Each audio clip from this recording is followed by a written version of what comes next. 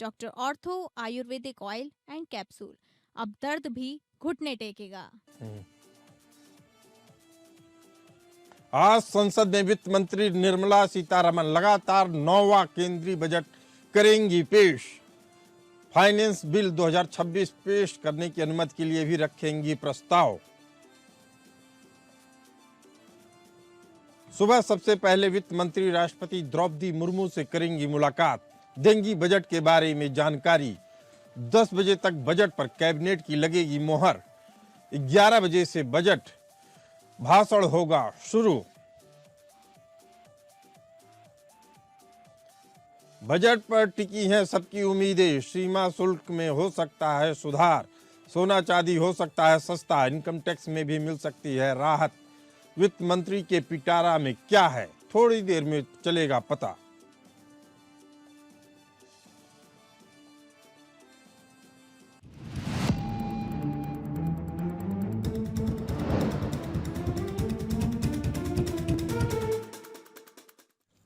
आज वित्त मंत्री निर्मला सीतारमण संसद में 2026 का आम बजट पेश करेंगी। उनका यह लगातार 9वां बजट होगा। वित्त मंत्री फाइनेंस बिल 2026 पेश करने की अनुमति के लिए भी प्रस्ताव रखेंगी, साथ ही बिल भी पेश करेंगी। वित्त मंत्री निर्मला सीतारमण सुबह करीब 8 बजे के बाद अपने आवास से वित्त मंत्रालय पहुंचेंगी। उसके बाद वे बजट डॉक्यूमेंट को लेकर राष्ट्रपति द्रौपदी मुर्मू से मुलाकात करेंगी और बजट के बारे में जानकारी देंगी। सुबह 10 बजे तक वित्त मंत्री संसद भवन पहुंचेंगी और बजट पर कैबिनेट की मोहर लगेगी। सुबह 11 बजे से बजट भाषण शुरू होगा। दोपहर 2 बजे तक वित्त मंत्री प्रेस कॉन्फ्रेंस करेंगी। आज पेश होने वाले बजट की तो इससे काफी उम्मीदें हैं। इस बार की नजरें सीमा शुल्क सुधारों पर टिकी हैं। माना जा रहा है कि बजट से सोना चांदी सस्ता हो सकता है, इनकम टैक्स का स्टैंडर्ड डिडक्शन बढ़ाया जा सकता है, किसान सम्मान निधि बढ़ाई जा सकती है, अमृत भारत और वंदे भारत ट्रेनों का ऐलान हो सकता है। इसके साथ ही 2 किलोवाट तक के सोलर सिस्टम पर सब्सिडी को बढ़ाकर 40,000 किया जा सकता है, जो कि अभी 30,000 प्रति किलोवाट है। मौजूदा समय में 70 साल से ऊपर के बुजुर्गों को इसका फायदा मिल रहा है।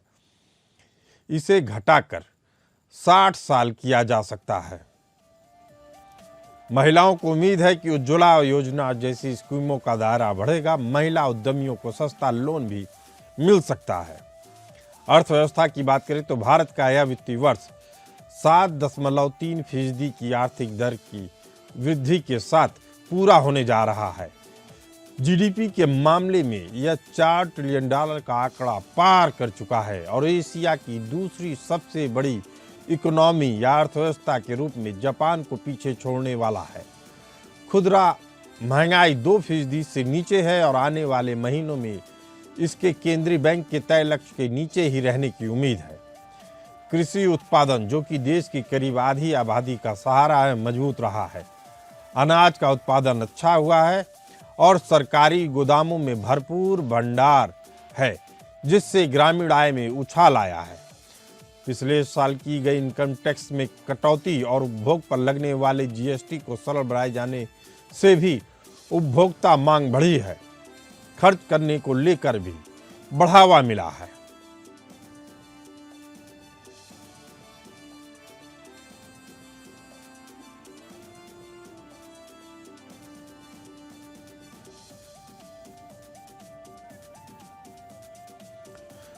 तो उम्मीदों का बजट है निर्मला सीतारमण की तरफ।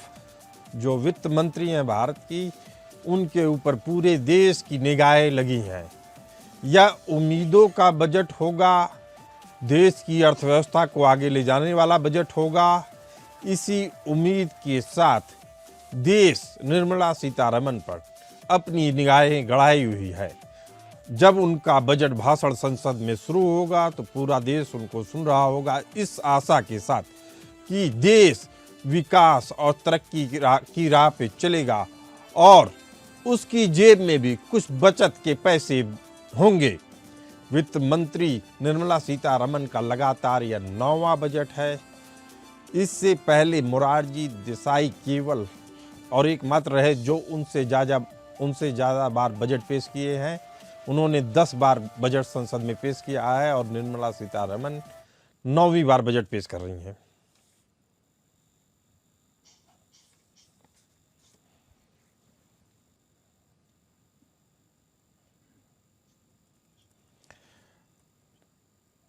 देश की जनता और देश के नौकरी पेशा लोग सोच रहे हैं कि इनकम टैक्स में जो पिछले साल भारी कटौती की गई थी उसे इस बार थोड़ा और बढ़ाया जाएगा। हालांकि इसके बारे में कयासबाजी जारी है। अब उम्मीद यही की जा रही है कि आने वाले समय में इस दायरे को और बढ़ाया जा सकता है।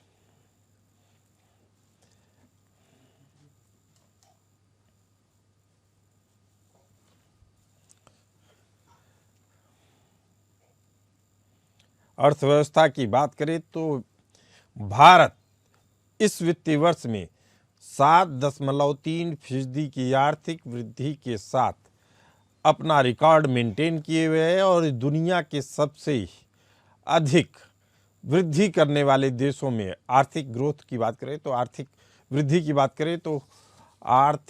वृद्धि की दर से यह दुनिया के सबसे विकसित देशों की श्रेणी में भारत शामिल हो रहा है, जिसकी अर्थव्यवस्था लगातार आगे बढ़ रही है। जीडीपी के मामले में यह $4 ट्रिलियन का आंकड़ा पार कर चुका है। यह बहुत बड़ी उपलब्धि है। प्रधानमंत्री के जो लक्ष्य थे उसमें एक था कि भारत को 2030 तक $5 मिलियन की इकोनॉमी बनाना है।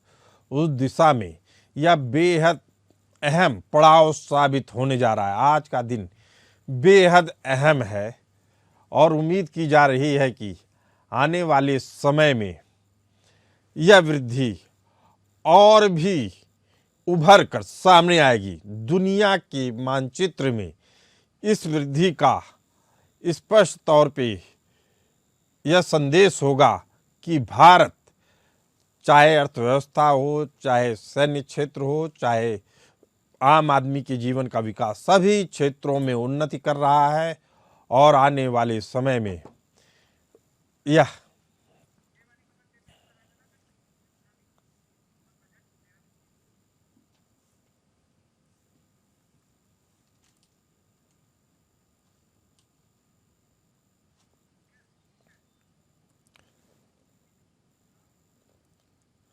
एक फरवरी को केंद्र सरकार आम बजट पेश करने जा रही है, जिसको लेकर आम जनता को भी काफ़ी उम्मीदें हैं।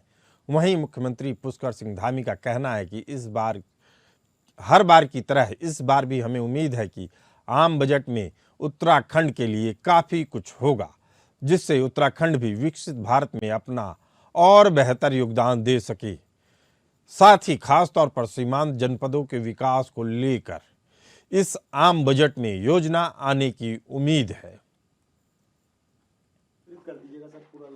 नहीं, हमको हर बार की तरह इस बार भी बहुत उम्मीद है, आशा है, विश्वास है कि ये बजट पूरे देश के साथ साथ विकसित भारत को संकल्प को पूरा करने के लिए उत्तराखंड राज्य की प्रगति में और अधिक हम सबको प्रोत्साहित करेगा, हमारी मदद करेगा और हमारी भी चीजें जो हमारे जैसे राज्य हैं सीमांत के क्षेत्र, उन क्षेत्रों को आगे बढ़ने के लिए निश्चित रूप से उस बजट में प्रावधान होगा।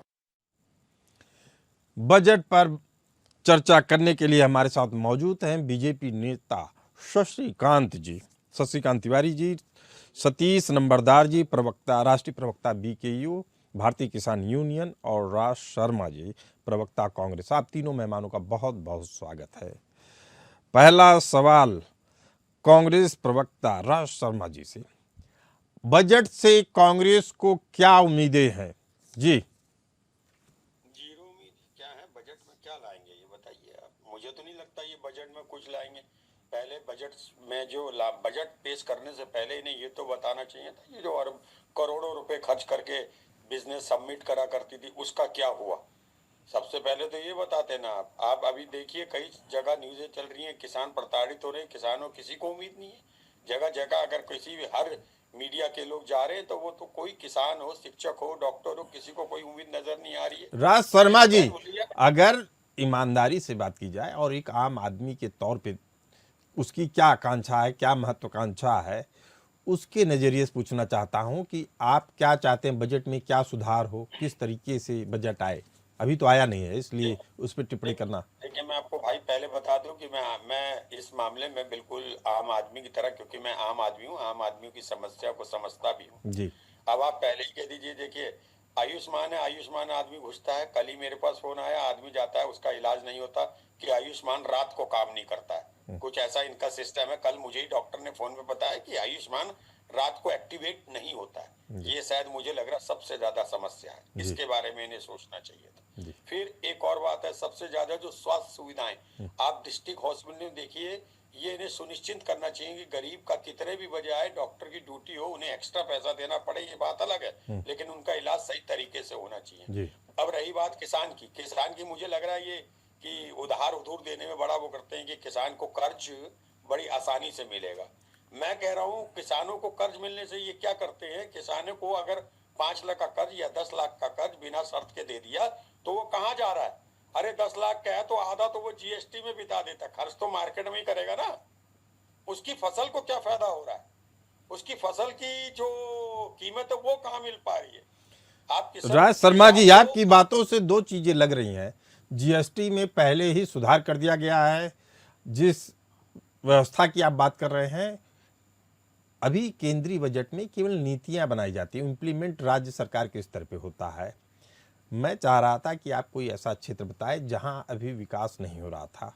सतीश नंबरदार जी हमारे साथ मौजूद हैं, भारतीय किसान यूनियन के राष्ट्रीय प्रवक्ता। सतीश नंबरदार जी, बजट को लेकर आपकी क्या उम्मीदें हैं, सरकार से आप क्या चाहते हैं? जी, सबसे पहले तो पूरे देश को आज नमस्कार जी केंद्र में बैठी भाजपा सरकार से मैं ये उम्मीद करना चाहूंगा जी, जो माननीय प्रधानमंत्री ने 2022 से पहले अपने चुनावी वादों में जो किसानों से वादा किया था, हम किसान की आय दुगनी करने का काम करेंगे, तो आज मैं माननीय प्रधानमंत्री से भी, माननीय वित्त मंत्री से भी ये अपेक्षा करना चाहूंगा किस तरह वो किसानों की आय डबल करने का काम करेंगे, क्योंकि अभी तक किसान एक आपने कोरोना काल में भी देखा होगा, देश को बचाने वाला सिर्फ एक किसान था। वो तो हर इंडस्ट्री बंद हो गई थी और हर इंडस्ट्रीज में उथल पुथल का माहौल था। किसान एक अपनी जान जोखिम में डालकर इस देश को एक मजधार से निकालकर, और या जो आज बोल है 4 ट्रिलियन फलाना ट्रिलियन, तो ये किसान की मेहनत का फल है जो आज 4 ट्रिलियन पास देश खड़ा। लेकिन ये 4 ट्रिलियन भी हमारे यहाँ कहावत है, अब काकड़े की बात पड़े 9 मन दूध, काकड़े का क्या। तो आज इसी तरह ये माहौल पैदा किया जा रहा है। ये चंदोत्पत्ति की 4 ट्रिलियन है आम आदमी का, और किसान का तो इसमें कुछ भी नहीं। किसान को तो आज भी वही खाद, वही इस तरह का माहौल बनाने का काम किया, क्योंकि 50 किलो का खाद का कट्टा 40 किलो पे, और इस तरह किसान को तो आज लूटने का काम। सौर ऊर्जा में देखिए, माननीय प्रधानमंत्री हर बार बोलते हैं मैं 50 लाख 20 लाख किसानों को फ्री सौर ऊर्जा देने का काम करूंगा, लेकिन आज तक वे वितरित होने का काम नहीं हुआ। आज ये जनता पूछना भी चाहती है केंद्र में बैठी भाजपा की सरकार से, अब किस तरह वो सौर ऊर्जा का वितरण किया गया, किस तरह किसानों को मिलने का काम हुआ, क्या किसानों को आज तक फायदा मिला? क्योंकि किसान आज तक देश को पालने में लगा हुआ, क्योंकि उसका एक बेटा तो फौज में जाने का काम होता। सतीश नंबरदार जी, कुछ जानकारियां मैं आपके साथ शेयर करना चाहता हूं।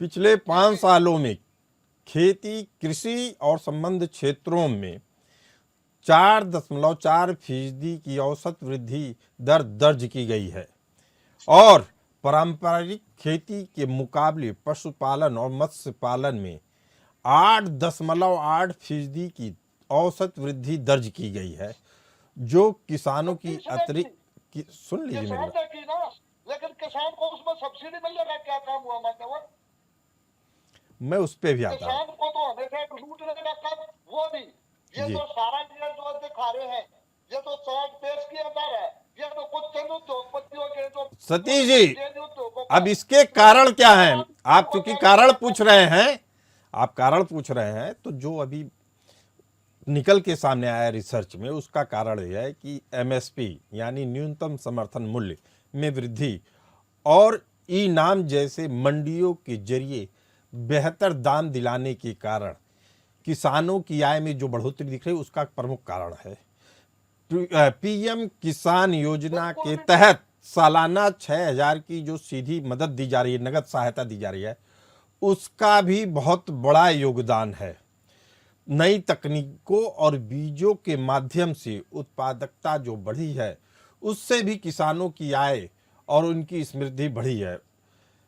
फूड प्रोसेसिंग और वेयर हाउसिंग के जरिए भी, सुन लीजिए, फूड प्रोसेसिंग और वेयर हाउसिंग के जरिए जो फसलों की पहले बर्बादी होती थी, उस पे लगाम लगी है। शशिकांत तिवारी जी, आप नेता बीजेपी हैं, आप एक आम आदमी के तौर पर सरकार से क्या आशा रखते हैं इस बजट में? जी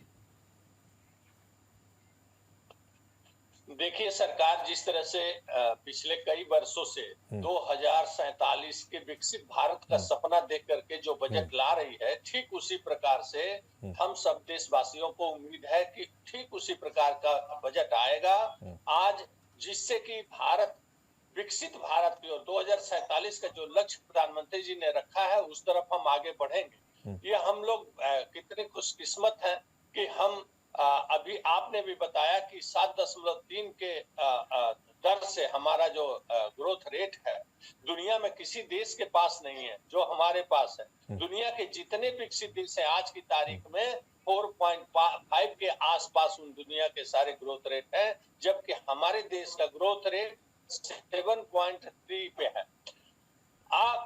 अभी कुछ बातों की चर्चा आपने किया और हमारे साथियों ने भी किया। देखिए, हम दुनिया में इसी वर्ष तीसरे नंबर पे सोलर में पहुंचे हैं। 2 ही देश हमसे आगे हैं पूरी दुनिया में। सोलर में जिस प्रकार से काम हो रहा है, गांव-गांव सोलर लाइट पहुंच गई, किसानों का ट्यूबवेल सोलर से चल रहा है, कोल्ड स्टोरेज सोलर से चलने लगा है। और इसी वर्ष पिछले बजट में 12% जो सोलर पे जीएसटी था, उसको घटा करके केवल 5% सरकार ने किया। कई मामलों में इसी प्रकार से जीएसटी के स्लैब को केवल 2 स्लैब में 28% को 18% पे ला करके केवल 2 स्लैब में जीएसटी को लाने का काम जिस सरकार ने किया है, ठीक उसी प्रकार से देशवासियों को, हमारे देश के लोगों को पूरा उम्मीद है कि ये भारत सरकार, ये मोदी जी के नेतृत्व में जो सरकार चल रही है, हमको विकासशील सरकार, हमारी विकास वाली सरकार हमको। शशिकांत तिवारी जी, सतीश नंबरदार जी कुछ कहना चाह रहे हैं। सतीश नंबरदार जी को सुन लेते हैं, फिर वापस आपके पास आते हैं। जी सतीश जी। मैं तो यही कहना चाहूंगा, आज केंद्र में बैठी भाजपा की सरकार सिर्फ एक छलने का काम कर रही है। आज तक के बजट में किसानों को कुछ भी मिलने का काम नहीं हुआ। ये सिर्फ पूरा का पूरा प्रोजेक्ट माननीय प्रधानमंत्री को 2029 का चुनाव के एक सुनहरे सपने दिखाने का काम है। किसान को कभी कुछ नहीं मिला। नहीं तो आज भी मैं माननीय पूछना चाहूंगा, बीजेपी के प्रवक्ता से भी सवाल है, क्योंकि किसान की आत्महत्या रोकने का काम क्यों नहीं हुआ? जो इस तरह के काम माननीय जो बेहद अहम सवाल है शशिकांत तिवारी जी। एक इस चर्चा से एक बात साफ हो रही है कि जिस तरीके से भारत सरकार ने भी विकसित भारत 2047 के रोड मैप के तहत कृषि क्षेत्र के लिए आवंटन बढ़ाने का वादा किया था ताकि किसानों की समृद्धि हो, खुशहाली आए, लेकिन आत्महत्या की खबरें अभी भी चौंकाती हैं देश को। और शायद यह एक ऐसा मुद्दा है जो असल में जमीनी स्तर पर और भी ध्यान देने की जरूरत की ओर इशारा करती है। शशिकांत तिवारी जी,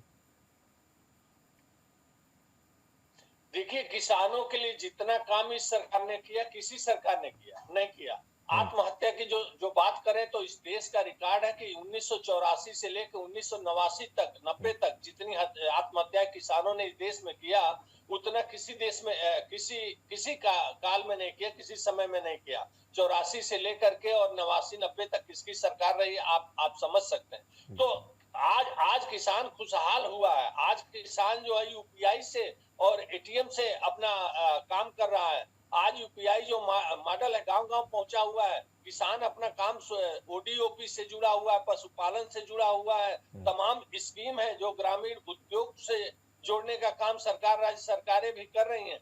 आज किसान को जिस तरीके से ई-वे बिल और ई-वे ब्रिज दिया गया है, उनको उनका माल पहुंचता है जो जहां मंडी है, मंडी में ई-वे ब्रिज करने से उनका आसानी से काम हो रहा है। तो जिस प्रकार से सरकार ने काफी कुछ कंप्यूटराइज काम करके इनके मंडी की सहूलियत बढ़ाई है, मंडी के रेट इनको गांव-गांव मिल जाते हैं कि कहां किस मंडी का क्या रेट है। किसानों के लिए जितना काम इस सरकार ने किया आगे भी करती रहेगी, आगे भी करती रहेगी। शशिकांत तिवारी जी, आपकी बात सही है, आपकी बात सही है, लेकिन मैं इस बात में एक चीज और जोड़ना चाहूंगा कि जो विशेषज्ञ बता रहे हैं कि किसानों की आय, अभी मौजूदा जो आय है, इसको फिर दोबारा दुगनी करनी हो तो केवल अनाज पर ही निर्भर नहीं रहना होगा अपनी आय के लिए किसानों को, बल्कि हॉर्टिकल्चर जिसको बागवानी कहते हैं और डेयरी क्षेत्रों को भी अपनाना होगा किसानों को, तभी उनकी आय आने वाले फिर कुछ सालों में दुगनी हो सकती है। इसके लिए जागरूकता की जरूरत है। क्या सरकार इस दिशा में कोई विशेष पहल करने जा रही है? शशिकांत तिवारी जी। बिल्कुल, जो आपने बिल्कुल ठीक कहा कि किसान की आय बढ़ाने के लिए पशुपालन और फूड प्रोसेसिंग और हार्टिकल्चर बहुत आवश्यक है। जिस प्रकार से फूड प्रोसेसिंग और हार्टिकल्चर में किसानों को बैंक से जोड़ा गया है, उनको उद्योग से जोड़ा गया है, जिस प्रकार से काम हो रहा है उसको बहुत प्राथमिकता पे सरकार ने लिया हुआ है। ओडीओपी योजना के तहत जिस तरीके से सरकार ने जोड़ा हुआ है कि वो किसान अपने गांव में जो उत्पाद बनाएगा उसको सरकार लेकर के आगे उसको बढ़ाने का काम करेगी। किसानों की आय बढ़ाने के लिए हर संभव हर सुविधा, इनके जमाने में इन लोगों की सरकारें होती थी तो किसान को लाठियों से मार करके ये गिरा देते थे, हर जिले में लाठियां चला करते थे यूरिया और खाद और अन्य चीजों के लिए। हमारे आज की तारीख में देखिए किस प्रकार से किसान को खाद भी मिल रहा है, किस प्रकार से किसान जो अपने खेतों में काम भी कर रहा है, किस बिजली की समस्या दूर हुई है। किसानों को ये लोग बिजली तक नहीं देते थे पूर्ववर्ती सरकार, आज किसानों को बिजली भी मिल रही है, ऊपर से सोलर भी मिल रहा है, गांव-गांव सोलर के लाइट चल रहे हैं। आज की तारीख में सरकार ने ऐसी योजना बनाई कि आप अपने घर के छतों पे आप सोलर। शशिकांत तिवारी जी, ये सारी योजनाएं किसानों के हित में है, इससे कोई इनकार नहीं कर रहा है, लेकिन जो असल मुद्दा है, सतीश नामदार जी भी इस पे अभी तक कुछ नहीं बोले, हम इनसे चाहेंगे सतीश नंबरदार जी भी इस पे रोशनी डालें। असल में समस्या क्या है, भारत के अधिकांश किसानों के पास 1 हेक्टेयर से भी कम जमीन है, जिससे केवल खेती से आय 2 गुना करना बेहद मुश्किल है। ऐसे में क्या कृषि सुधार की दिशा में क्या काम हो सकता है या सरकार क्या काम करने जा रही है? जी शशिकांत तिवारी जी। देखिए, कृषि के क्षेत्र में जितना जिसके पास जो भी लैंड होल्डिंग है उसमें तो उसके उत्पाद बढ़े हैं, वैरायटियां बढ़ी हैं, उनके पास से नए-नए आधुनिक हथियार बढ़े हैं। इसके साथ एक कॉन्ट्रेक्चुअल खेती का कंसेप्ट आया था जिसका विरोध विपक्षी पार्टियों ने बहुत किया था, बोले कि ये तो उद्योगपतियों को लाभ हो जाएगा, इसका विरोध इन लोगों ने किया था।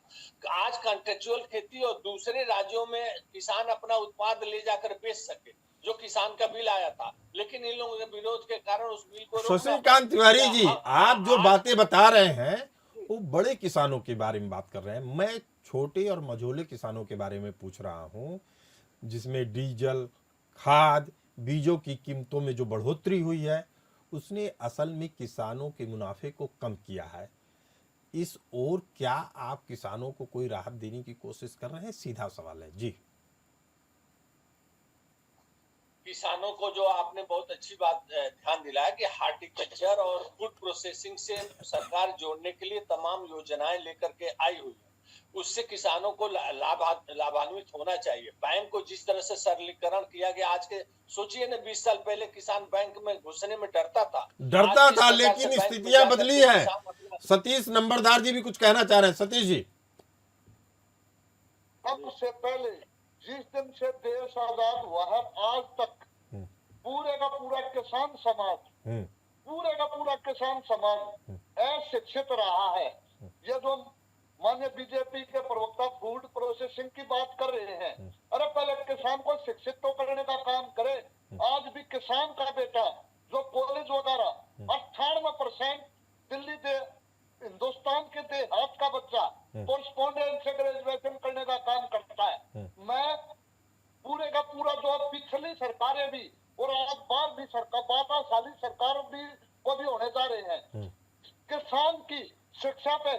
और उसके ऊपर उठने में कोई भी किसी ने सरकार ने ध्यान देने का काम नहीं किया।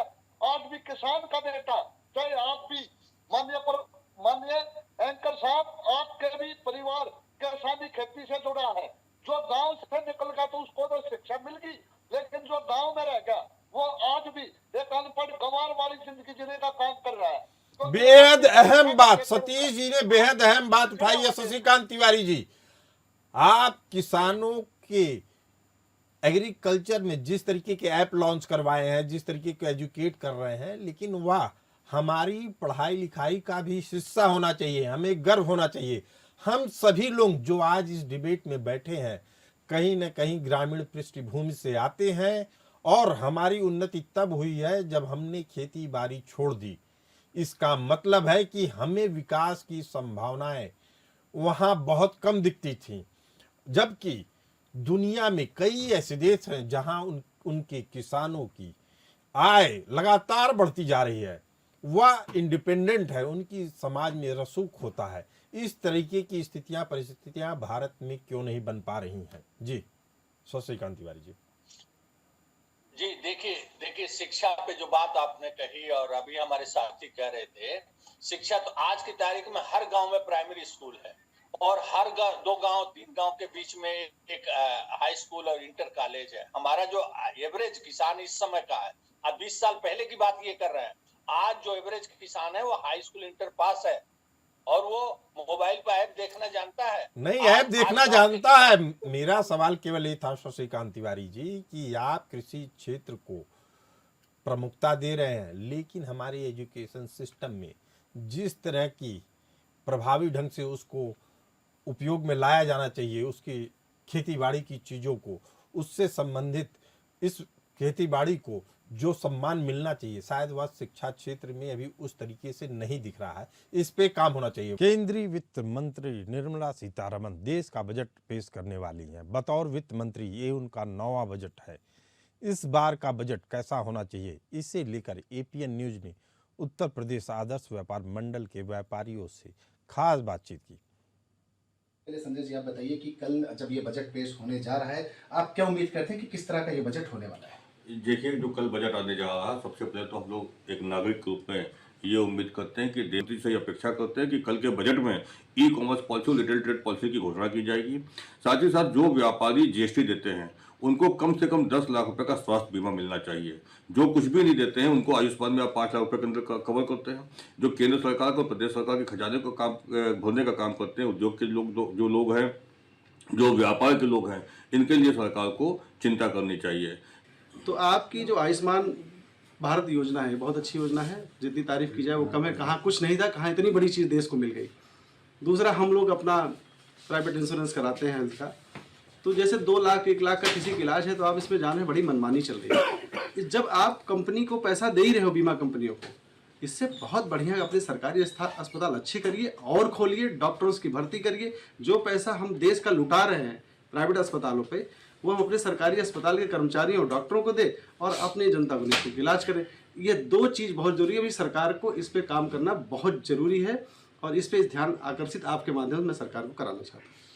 एजुकेशन जो है, अभी आम आदमी चाहे तो अपने बच्चों को बहुत अच्छे उसमें पढ़ा नहीं सकता है। सरकारी स्कूल में आप जानते हैं कैसी शिक्षा है, प्राइवेट में किसी भी छोटे से भी स्कूल में 4000 5000 से कम फीस नहीं होती है। तो कुछ बजट में ऐसा करें कि आम आदमी पढ़ सके, देश के लिए काम कर सके, नौकरियों को सृजन करने के लिए कुछ सरकार व्यवस्था करे, और व्यापारियों के हित को देखते हुए कुछ ऐसा करे, इनकम टैक्स स्लैब हो या जीएसटी की जो भी दरें हों, जो सरकार के हित में बिना उनका नुकसान हुए, बिना व्यापारी का नुकसान हुए, उस पर विचार करें।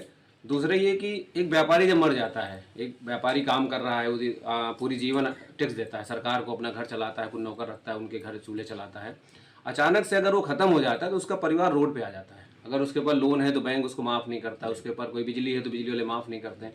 तो उस पर सरकार को विचार करना चाहिए, कुछ ऐसा बदलाव लाना चाहिए कि व्यापारी के मरने के बाद उसका परिवार इज्जत के साथ, सम्मान के साथ समाज में जी सके। 25% दुनिया की आप कह सकते हैं ग्लोबल ट्रेड, और करीब 2 अरब लोग इस ट्रेड डील में शामिल हैं। आपको क्या लगता है कि भारत को कितना फ़ायदा इससे होने वाला है? भारत को इससे बहुत लाभ होगा। एक तो हमारा जो सर्विस सेक्टर है वो बहुत मजबूत होगा। कई जगह हम वीजा फ्री हमको हो रहा है, इंपोर्ट ड्यूटी हम कई जगह से इंपोर्ट ड्यूटी हमारी खत्म हो रही है, तो निश्चित रूप से भारत जो अभी तक की बहुत उत्पाद मंगाता था, अब हम लोग उत्पाद भेजने वाले देश बनेंगे। जो अमेरिका ने हम लोग पर टैरिफ लगाया था, उस टैरिफ का जवाब भारत ने बहुत तैयारी के साथ में दिया है। और अब FTA के जो एग्रीमेंट हुए हैं, इसके मुताबिक भारत अनेक देशों में हम लोग जो है अपने उत्पादों को भेजेंगे, चाहे वो कपड़ा हो, चाहे फार्मा हो, टेक्सटाइल का क्षेत्र हो, चमड़े का क्षेत्र हो। और इसी तरीके से मुख्य हमारा जो सबसे ज़्यादा युवा है वो बाहर जाता है, तो कई देशों से हम लोग का जो एग्रीमेंट हुआ है यूरोपीय संघ से, तो उसमें हम लोग को बहुत ज़्यादा लाभ मिलेगा। भारत की अर्थव्यवस्था मजबूत होगी और विदेशी मुद्रा हमारी बढ़ेगी। बहुत बहुत धन्यवाद। तो ये थे तमाम वो व्यापारी जिनकी तमाम शंकाएं भी हैं, लेकिन सुझाव भी है सरकार के लिए कि किस तरह से सरकार तैयारियां कर सकती है ताकि न सिर्फ व्यापारियों का हित सुरक्षित रहे बल्कि जो जनता है उसको भी सीधा लाभ मिल सके। अब देखने वाली बात यह है कि कल जब बजट आएगा तो उसमें क्या निकल कर सामने आता है। Anand Singh, APM news. Budget की इस चर्चा से साफ है कि लोगों को सामाजिक सुरक्षा पर सरकार क्या फैसला लेती है इसकी ओर उनकी निगाहें रहेंगी। राज शर्मा जी प्रवक्ता कांग्रेस, सतीश नंबरदार जी राष्ट्रीय प्रवक्ता BKU भारतीय किसान यूनियन और शशिकांत तिवारी जी नेता BJP हमारे साथ इस चर्चा में मौजूद हैं। सामाजिक सुरक्षा को लेकर राज शर्मा जी, क्या जो सरकार कदम अभी तक उठाई है उससे आप संतुष्ट हैं या उस दिशा में क्या कदम उठाना चाहिए? जी नहीं, मैं सबसे पहले तो एक बात कहना चाह रहा हूँ। अभी तिवारी जी एक बहुत बड़ी बात कह रहे थे कि गवर्नमेंट ने गांव-गांव पे स्कूल खोले हुए हैं। गांव-गांव पे कहाँ स्कूल है? आपने गांव-गांव से तो स्कूल ही बंद कर दिए हैं। अभी नंबरदार जी कह रहे थे, सही बात है। और आपने भी कहा खाली किसान ऐसे ही अमीर नहीं बन जाएगा, उसकी आय नहीं बढ़ जाएगी कि खाली वो गेहूं धान बेच के ही बन जाएगा। लेकिन एक बात है कि जब आप नौकरियों को निकालेंगे, नौकरियों की पोस्टों को निकालोगे, सरकारी नौकरियां निकालिए, प्राइवेट नौकरी में इतना दम नहीं है। देखिए, पहले हमारी सरकारों में ये भी बात सही है कि सरकारी नौकरी पूरी 150 करोड़ लोगों को नहीं दी जा सकती, लेकिन जितनों को दी जा सकती है उससे पूरे देश का भला होता है। अगर किसी भी घर में 1-2 सरकारी नौकरी होते हैं, मान लो 5 भाई हैं, 2 सरकारी है, 3 प्राइवेट है, तो उनका थोड़ा सा समंजस बैठ के चल जाती है लाइफ। लेकिन अब बताइए सरकार का, तिवारी जी आप ही से एक सवाल कर लिया जाए, सरकार ने आज तक कितने लोगों को, पहली बात तो नौकरी तो तब देगी जब सरकारी उपक्रम बचेंगे। जब सरकारी उपक्रम ही नहीं बच रहे, ये प्राइवेटिज्म कर रहे हैं साहब, तो क्या बजट का फायदा है? और सही माने में ये बजट क्या समझ आ रही, समझ ही नहीं आ रही है कि क्या करेंगे, किसकी आय बढ़ा देंगे, किसकी घटा देंगे। और ये ट्रिलियन अर्थव्यवस्था बढ़ रही है। मुझे तो ये बता दो, हम 5 बैठे हैं, हमारी पिछले 10, 11, 12 साल में कितनी आय बढ़ गई? तिवारी जी आप ही बता दो, आप बता दो। आज के जमाने में अगर कहूं तो किसान को हुक्का पीने में भी दिक्कत आ रही है, ये है किसान की हालत। और रही बात, आप क्या उन्हें फैसिलिटी देते हैं? धान आपका खरीदता नहीं है। जब धान सरकारी उसमें कांटे पे ले जाता है किसान, तो 2-2, 3-3 दिन ट्रॉली खड़ी रहती है। अगर वो किराए की ट्रॉली लेके जाए तो धान उतना नहीं, ट्रॉली का। नंबरदार साहब, अगर मैं गलत बोलूं तो बताइएगा, धान कैसे तुल जाता है? अगर मैं किराए की ट्रॉली ले जाऊं तो वो तो धान में बचना है वो भी गया है। ये सब बेकार किराए वाले के पास जाएगा, बिल्कुल सत्य वचन है। शशिकांत तिवारी जी, अब आपको जवाब देना है। सामाजिक सुरक्षा की बात की जा रही है, जो इस तरह की गड़बड़ियां देखी जा रही हैं उनसे कैसे निजात पाया जाएगा? जी शशिकांत तिवारी जी। बिल्कुल उससे निजात मिलना चाहिए, मत हो। लेकिन ये इस बात का ध्यान देना चाहिए कि इन्हीं किसान की जिन मंडियों की दुर्व्यवस्था की बात कर रहे हैं, आज के 15-20 साल कितनी दुर्व्यवस्था हुआ करती थी। अब आप ये बहुत शशिकांत तिवारी जी, 11 साल आपको सत्ता में हो रहे हैं, इसके बाद अब आप यह बताएंगे कि क्या इस तरह की गड़बड़ियों को कैसे रोका जाए? क्या सरकार उसके लिए कोई उचित कदम उठा रही है या नहीं? दूसरा, सामाजिक सुरक्षा को लेकर, जैसे व्यापारी वर्ग कह रहा है कि उनके परिवार का मुखिया मर जाता है, उनको कोई भी सामाजिक सुरक्षा नहीं मिलती है, जबकि सबसे ज़्यादा इनकम टैक्स देने वाला वर्ग यही व्यापारी वर्ग है। किसान जो देश की पूरे देश को भोजन खिला रहा है, उसकी सामाजिक सुरक्षा कहाँ है? यह बड़ा मुद्दा है। शशिकांत तिवारी जी, बिना राजनीतिक लाग लपेट के हमें इसका उत्तर जानना चाहिए आपसे। जी मैं बिना राजनीतिक लाग लपेट के बताऊंगा। देखिए, जितनी दुर्व्यवस्था अब किसानों की जिंदगी में हुआ करती थी उसमें बहुत भारी कमी आई है। आज किसान खुशहाल हुआ है। मंडी में भी दुर्व्यवस्थाएं कम हुई हैं जो पहले पिछली सरकारों में हुआ अच्छा, करती थी। पहले एक बात किसान के पास ट्रैक्टर भी था, कल भी ट्रैक्टर था, आज भी है। और सुनिए, पिछली सरकारों ने बगैर बगैर टैक्स के ट्रैक्टर देने का काम किया था, और केंद्र में बैठी भाजपा की सरकार ने उस पर 28% जीएसटी लेने का काम मशीनरी में किया, कृषि उद्योग पर लेने का काम किया, जो कृषि का वो जो मशीन खरीदने का काम होता था, आज आप बैठाने का काम कर रहे हैं, पूरे पूरे देश को बरकरार का काम कर रहे हैं।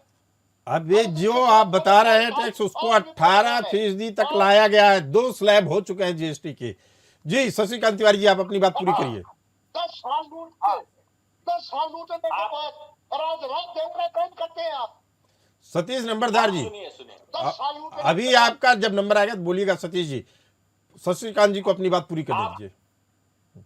आपने ट्रैक्टर के 28% का जवाब आपने प्रसून जी खुद दे दिया। अब आ जाइए, देखिए किसानों की जिंदगी में जितना सरलीकरण हुआ है, फसल बीमा योजना एक उदाहरण मैं दे रहा हूँ। पहले फसल बीमा योजना, पहले किसान परेशान हो जाते, हरियाणा में, यूपी में काम लेने का काम हुआ।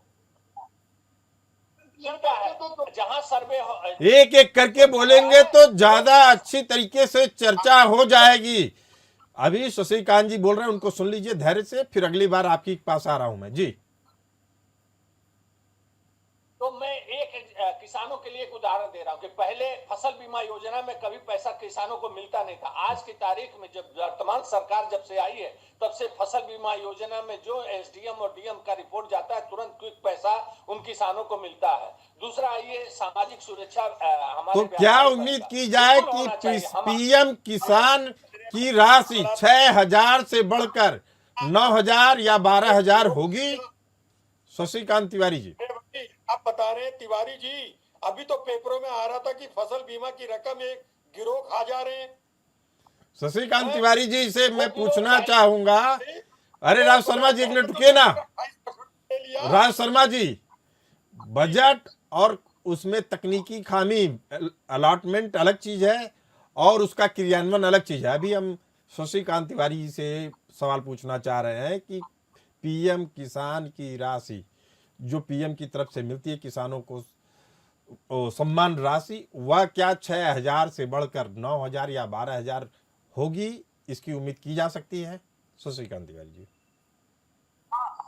उम्मीद की जा सकती है, क्योंकि हमारी सरकार जो है किसानों के भलाई के लिए निरंतर काम करती है। आपने व्यापारियों का भी जिक्र किया, व्यापारियों की भलाई के लिए काम के हत्यारे आप जी। देखो आज सुन लो एक बात, शशिकांत तिवारी जी, किसानों को सस्ता यूरिया और डीपीए उपलब्ध करवाने के लिए सब्सिडी का बजट क्या सरकार बढ़ाएगी?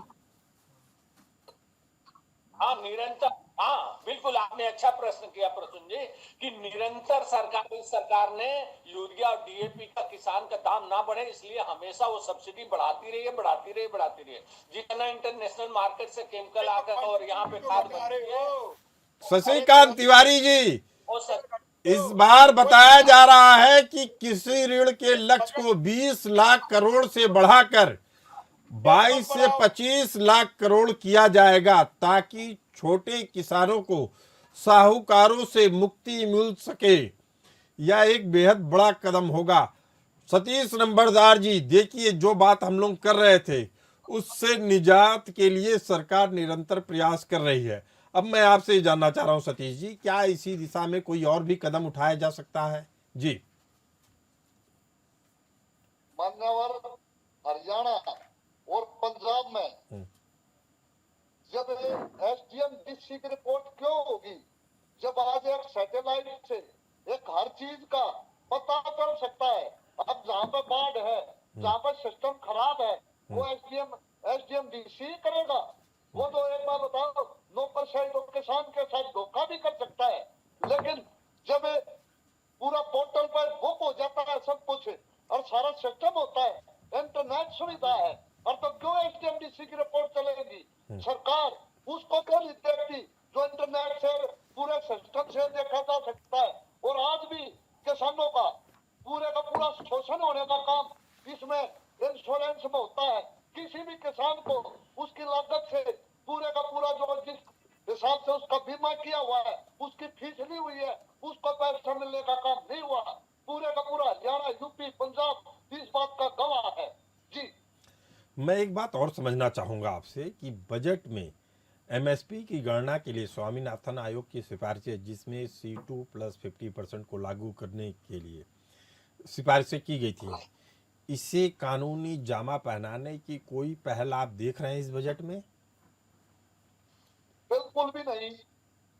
सरासर ये चंद उद्योगपतियों को किस तरह उनको उद्योगों को बढ़ावा देने का काम चंद उद्योगपतियों को, सारे उद्योगपतियों का फायदा होता हो तो किसान खुशी खुशी इस बजट को मंजूर करे और ताली बजा कर स्वागत करने का काम हो, क्योंकि ये चंद उद्योगपतियों का, क्योंकि आज भी जब अंतर्राष्ट्रीय बाजार में तेल का रेट घटता है और तो ये सरकार घटाती नहीं और बढ़ता है तो ये पूरे का पूरा देश पर बोझ। इस बीच हम सूचना देना चाहते हैं कि निर्मला सीतारमण जी वित्त मंत्रालय पहुंच चुकी हैं और सीधी तस्वीरें दिख रही हैं हमारी स्क्रीन पे। मैं चाहूंगा कि पीसीआर से कि वह सारे अतिथियों को हमारे सामने लाए। जी, तो शशिकांत तिवारी जी, आखिर स्वामीनाथन आयोग की सिफारिशों को लागू करने में अड़चन क्या आ रही है? क्या इस दिशा में वास्तव में कोई सार्थक प्रयास हो रहे हैं? जी देखिए, स्वामीनाथन जी के रिपोर्ट की एक दो बिंदु छोड़ दी तो सारे उनके रिकमेंडेशन लागू अब तक हो चुके हैं जी। अब जो कृषि कानून जो लाया गया था उस दिशा में वो एक कदम उसमें और था, एक बिंदु और था जिसके तरफ हम बढ़ रहे थे, जो नहीं हो सका। भविष्य में जब हमारे किसान चाहेंगे तो वो भी काम होगा। अब एक जरा सा हम सामाजिक किसान पे हम लोगों ने काफी चर्चा की है। सामाजिक सुरक्षा व्यापारियों के लिए भी बात आपने प्रश्न उठाया था 2 बार, मैं उसमें भी कहना चाहूंगा कि जितना सरलीकरण व्यापारी और बैंक का संबंध इस सरकार ने किया है उतना पहले कभी नहीं था। बैंक बैंक किस तरह व्यवहार करता था व्यापारियों से, वो अपने जेब में रखूंगा। अरे ये तो किसान में आपने अकाउंट खुलाए थे उनके, जो क्या है वो कौन से अकाउंट कहलाते थे, उसमें कितना कितना पैसा है मैं बताना चाहता हूँ प्रधान जी। इन लोगों ने क्या करा, सरकार में आपके 500 रुपए से अकाउंट खुला दिया, हम चला ही नहीं पा रहे। राज भाई बोल दो, अपने टाइम में बोलना। अच्छा और बताओ, मैं कह रहा ये बजट पता कैसा है प्रधान जी, कमजोर विद्यार्थी बस्ता भारी। आज इतना बड़ा ब्रीफकेस ले जाएंगी फाइनेंस मिनिस्टर, नहीं अब लैपटॉप पे ले जाती है, बस्ता नहीं लैपटॉप पे बजट के ले जाता है पूरा। और एक और बात बताइए आप, क्या प्रधान जी बताइए, अगर झूठ बोलूं यही माफी मांग लूंगा। आप अगर डायरेक्ट धान ले जाओगे 6 दिन तुलेगा नहीं। और तिवारी जी जैसे बीजेपी के दलाल लग जाते हैं। इस तरीके की भाषा राज जी स्वीकार नहीं होगी, चर्चा इस तरीके से नहीं होगी। राज शर्मा जी, दिमाग खराब है। अरे सुनिए शशिकांत जी, रुकिए, आप अपनी भाषा को मत खराब करिए, मैं बोल रहा हूँ। राज शर्मा जी, आप उत्साह में कोई ऐसी भाषा मत उपयोग करिए जो किसी को भी अच्छा न लगे। शायद हमारे दर्शकों को भी इस तरीके की भाषा अच्छी नहीं लगती है। राज शर्मा जी ने मान लिया अपनी गलती। सुनिए, अब राज शर्मा जी एक फिर सवाल खड़ा हो रहा है कि कांग्रेस अगर होती तो किस तरह का बजट लाती। आपकी मंशा पर भी सवाल उठते हैं। कर्नाटक में जो बजट लाया, क्या जो आप मांगे कर रहे हैं उस तरीके की उसकी परछाई क्या कर्नाटक के बजट में दिखती है? अगर आप कहेंगे तो मैं बिंदुवार से बता दूंगा। जी अब मैं जवाब दे रहा हूँ इसका। जी देखिए, सरकार चाहे बीजेपी की हो चाहे कांग्रेस की हो, 15% प्रोविजन गलतियों का होता है। चाहे बैंक हो, बैंक हर चीज में 15% होता है कि ऊंच नीच हो सकती है। लेकिन मैं दावे के संग आंख से आंख मिला के कहता हूँ, आजादी के बाद जो आज हम जिस तरह जी रहे हैं और अर्थ वर्ल्ड में पहले नंबर पे आना चाहते हैं, दूसरे पे, ये सब कांग्रेस के ही बजट दिए हुए हैं। कांग्रेस के बजट में देख लीजिए आप, एक हमारी सरकार की एक अच्छी क्वालिटी होती थी, अगर कोई चीज नीति गलत हो जाए तो उसको सुधार लेती थी। आज आप बड़ी बात नहीं कह रहे हो, ये देखिए एक वित्त राज्य मंत्री पंकज चौधरी जी कुछ कह रहे हैं, आइए सुनते हैं वो क्या कह रहे हैं। जी देखिए, पिछले 11 सालों से प्रधानमंत्री जी ने जो उनके नेतृत्व में जो बजट पेश हुआ, देश की जनता के आकांक्षाओं पे और देश को आगे बढ़ाने वाला बजट था। और आज का बजट जो पेश हो रहा है 2047 के विकसित भारत को ध्यान में रख करके बजट आएगा। तो बजट पर चर्चा जारी है हमारी। हर खेत को पानी योजना के तहत माइक्रो इरिगेशन की बात चल रही है। ड्रिप सिंचाई के लिए बजट में बढ़ोतरी की उम्मीद है। एग्रीटेक स्टार्टअप्स के लिए भी विशेष प्रयोजन किए जा रहे हैं।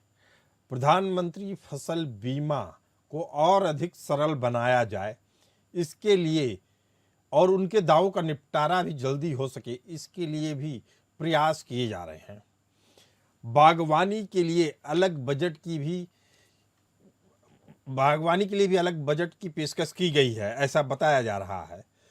अब सवाल ये है कि तमाम तरह की सरकार की तरफ से कोशिशें हैं। नेचुरल फार्मिंग के लिए भी सरकार बेहद कई योजनाओं के जरिए नगद प्रोत्साहन दे रहा है, सर्टिफिकेट के जरिए प्रोत्साहन दे रहा है, जिससे किसानों की आय बढ़ाने में बहुत बड़ी भूमिका होगी। लेकिन सबसे बड़ा सवाल है कि क्या किसानों को इन लाभों को लेने के लिए एजुकेट किया जा रहा है?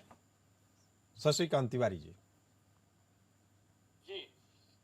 देखिए, बिल्कुल आपने बहुत अच्छी बात बताई कि हार्टिकल्चर देखिए, एक नेशनल हार्टिकल्चर मिशन भारत सरकार द्वारा चलाई है, जिसमें सब राज्यों के किसानों को फायदा पहुंचाया जाता है।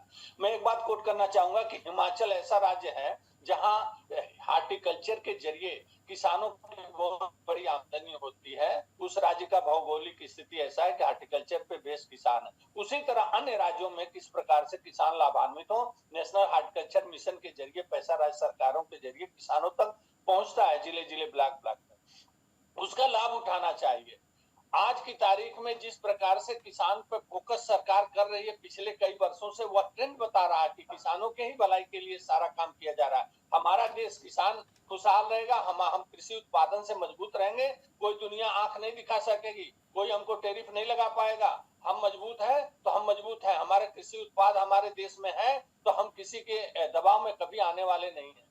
हाँ, आपने एक प्रश्न पूछा कि कांग्रेस क्या करेगी। कांग्रेस तो इतनी निराश है, अगर ये कुछ नहीं करेंगे और करेंगे तो केवल घुसपैठियों और जिहादियों। देखो भाई, ये कहाँ आगे एक मिनट करेंगे, क्वात्रोची के लिए करने वाले लोग हैं। कैसे क्वात्रोची लाभान्वित होगा, कैसे घुसपैठिए लाभान्वित होंगे, कैसे रायबरेली में आधार कार्ड बनेगा घुसपैठियों का। ये सतीश नंबरदार जी कुछ कहना चाह रहे हैं, भारतीय किसान यूनियन जी। सतीश नंबरदार जी बताइए, कुछ कहना चाह रहे हैं। सबसे पहले तो मैं सिर्फ एक ही बात कहना चाहूंगा जी। दिल्ली में जी, दिल्ली के नाक के नीचे आप केंद्रीय कार्यालय जो प्रधानमंत्री हाउस है और ओचंदी बॉर्डर तक, ओचंदी बॉर्डर और जो बाईपास है उसके अंदर आज भी शिक्षा का इतना बड़ा एक भी लड़कों का कोई कॉलेज होने का काम नहीं, आज भी अनदेखी होने का काम दिल्ली देहात और भारत का जो ग्रामीण परिवेश है। मैं तो यही कहना चाहूंगा, चर्चा से साफ है कि अभी ग्रामीण क्षेत्र में विशेष ध्यान देने की जरूरत है। सामाजिक सुरक्षा पर अभी भी सरकार को ध्यान देने की जरूरत है। इन मुद्दों पर देश के साथ, दुनिया के साथ हम लोगों की भी नजर बनी रहेगी। आप सभी इस चर्चा में आए, आप तीनों का बहुत बहुत धन्यवाद। फिलहाल इस बुलेटिन में इतना ही, हमें दीजिए इजाजत।